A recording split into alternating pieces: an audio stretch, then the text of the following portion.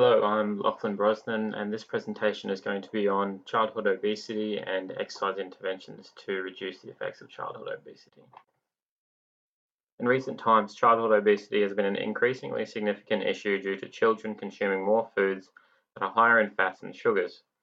Many children and adolescents are not receiving the physical activity that is required to maintain a healthy lifestyle. The human body consists of two types of fat, essential fat and adipose tissue. Essential fats are what the body requires to function normally, whilst adipose tissues are non-essential and are associated with adverse health risks. To combat this issue, an exercise intervention can be implemented to reduce the percentage of obese and overweight children. The specific target group is secondary school children, males and females aged between 13 and 17. Both obese, overweight, and non-obese. The Australian Bureau of Statistics identifies that from 2007 to 2008, one quarter or 600,000 of Australian children aged 5 to 17 were identified as either overweight or obese. Additionally, the obesity rate of this part of the population increased 4% from the year 1995 to 2007. The exercise intervention to be implemented has goals that include increasing physical activity and exercise of this target group and decreasing body fat percentage. These goals were chosen to address the problem of childhood obesity and promote a healthy lifestyle. The Australian Bureau of Statistics identifies that the childhood obesity more often than not leads to obesity in adulthood and places higher risk on chronic disease. These adverse risks include type 2 diabetes, hypertension, and ischemic heart disease.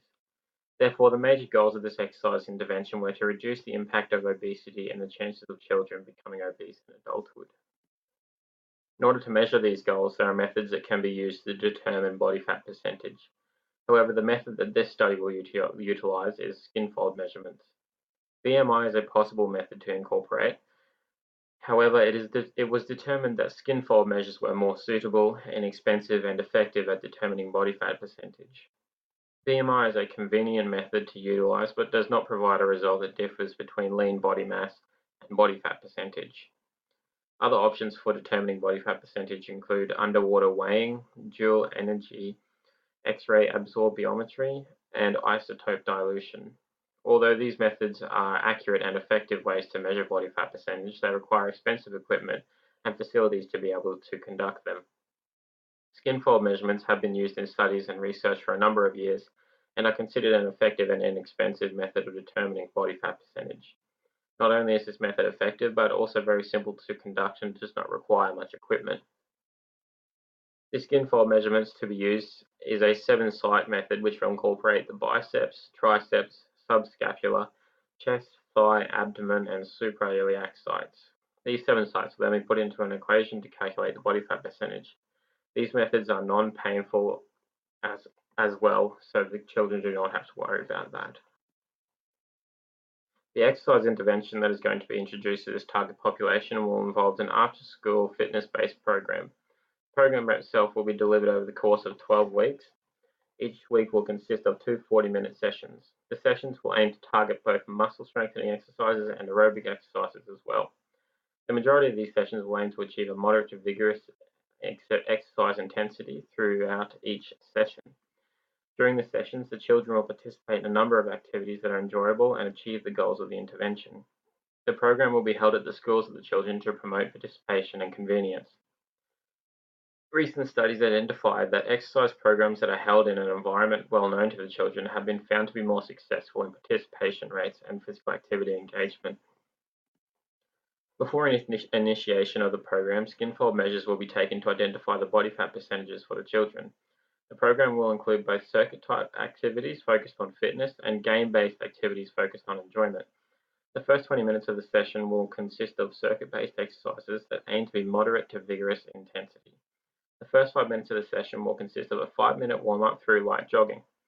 The participants will be split up into 10 groups to complete the circuit and will be supervised whilst completing the circuit.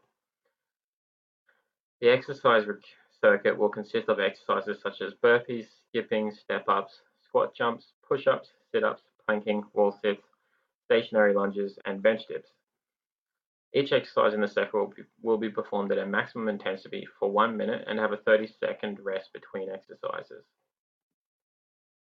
Once the 20-minute circuit is completed, the children will then participate in a game-based activity. Game-based activities will include capture the flag, dodgeball, touch football, and a game called hit, kick, throw, run. Sessions will rotate through these game-based activities to provide variation and enjoyment for the children.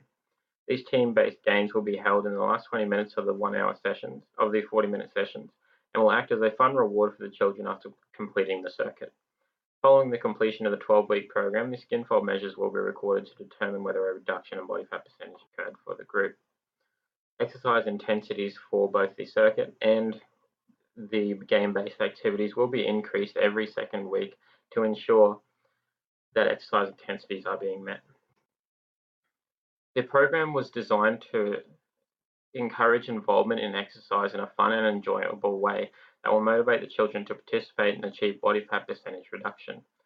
A recent study identifies that enjoyment during exercise for children is essential to increase participation in physical activity.